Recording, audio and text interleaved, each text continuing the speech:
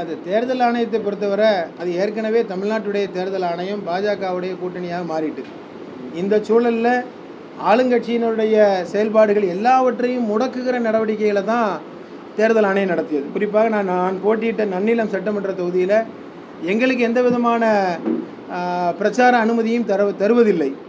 ஆனால் அதிமுகவுடைய வேட்பாளருக்கு எல்லா விஷயத்தையும் அவங்க ரொம்ப ஃப்ரீயாக விட்டுருந்தாங்க.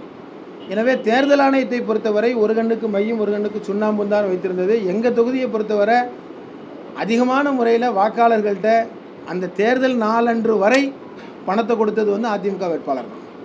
அப்போ அதிமுக வேட்பாளர் அல்லது பாஜக அதிமுக கூட்டணி சுதந்திரமாக செயல்படுவதற்கான எல்லா நடவடிக்கைகளையும் தேர்தல் ஆணையம் தான் எடுத்தது. எனவே ஆளுங்கட்சி திராவிட முன்னேற்ற கழக கூட்டணியுடைய வேட்பாளர்களுடைய நடவடிக்கைகள் எல்லாவற்றும் முழுமையாக முடக்கப்பட்டது என்பதுதான் கடந்த தேர்தலுடைய சூழல். எனவே வன்மையான கண்டனத்திற்குரியது தேர்தல் ஆணையத்தினுடைய நிலைப்பாடு என்பது. ஆனால் எஸ்ஐஆரில் ஏறத்தாழ பல வாக்காளர்கள் நீக்கப்பட்டிருக்கிறார்கள்.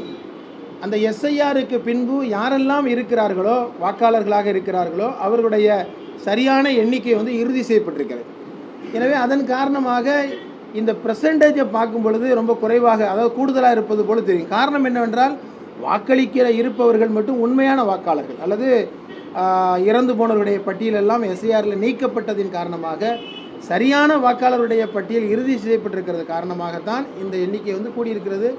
ரெண்டாவது, நான் நன்னிலம் சட்டமன்ற தொகுதியை வைத்து பார்த்தால் கடுமையான வெயில். ஒரு 10 மணிக்கு அப்புறம், பொதுவாக 10 மணி 11 மணிக்கு அப்புறம் வரக்கூடிய வாக்காளர்கள் கூட அதில் சீக்கிரமே போய் வாக்களித்து விட்டு கொஞ்சம் வெயில் குறைந்ததுக்கப்புறம் போகலாமே என்கிற சூழல் தான் இருந்தது. எனவே இது வளர்ச்சியினுடைய தொடர்ச்சி மக்கள் விரும்புகிறார்கள் ஒழிய இதை அது விஜயினுடைய தாவேக்காவினுடைய அதுக்கு ஆர்வமாக எடுத்துக்கொள்வது என்பது சரியானதாக இல்லை. மாறாக எஸ்ஐஆர் தான் அதனுடைய மிக முக்கியமானது ஒரு தாக்கம் என்பதாக கருதுகிறோம். அதனுடைய முடிவை மே 4ஆம் தேதி தெளிவாக சொல்லப் போகிறோம். எஸ்ஐஆர் என்பது இந்த நேரத்தில் அவசியம் இல்லை என்று தான் எதிர்த்தோம். எஸ்ஐஆர் செய்யணுமான்னு கேட்டால் எஸ்ஐஆர் ஏற்கனவே நடந்து கொண்டிருக்கிறது. இறந்து போன வாக்காளர்கள் 2 இடங்களில் பதிவுள்ள வாக்காளர்களுடைய பெயர்களை நீக்க வேண்டும் என்பதில் யாருக்கும் மாற்று கருத்து இல்லை. அது இந்த நேரத்தில் தான் செய்யணுமா? இப்போ டீலிமிட்டேஷன் எந்த நேரத்தில் செய்தாங்க? பாராளுமன்றத்தில் 5 மாநிலத்துடைய தேர்தல் நடக்குது.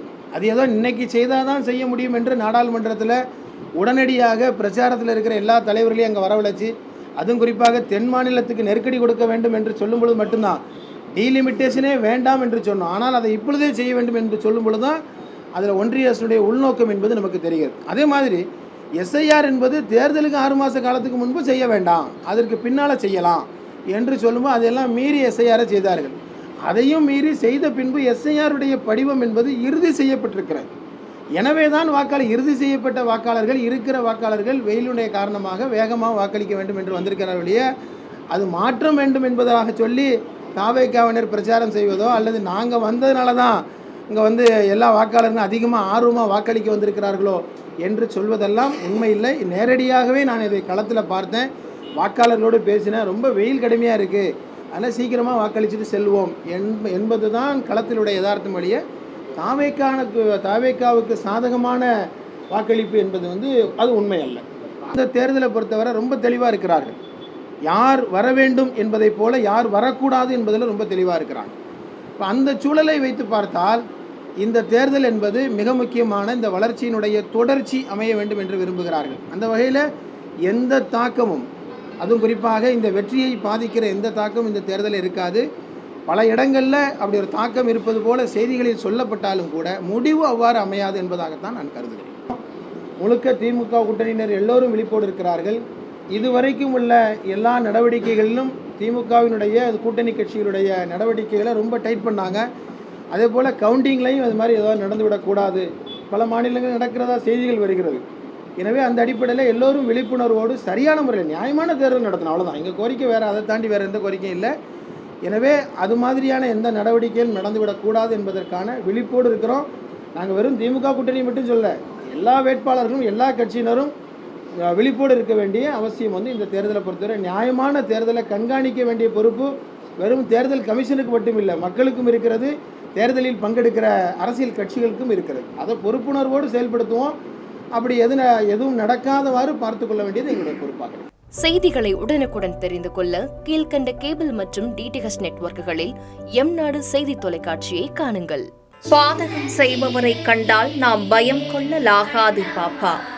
மோதி மிதித்து விடு பாப்பா, அவர் முகத்தில் உமிழ்ந்து விடு பாப்பா. அண்மை செய்திகளை உடனுக்குடன் தெரிந்து கொள்ள இணைந்திருங்கள் எம் நாடு தொலைக்காட்சியுடன்.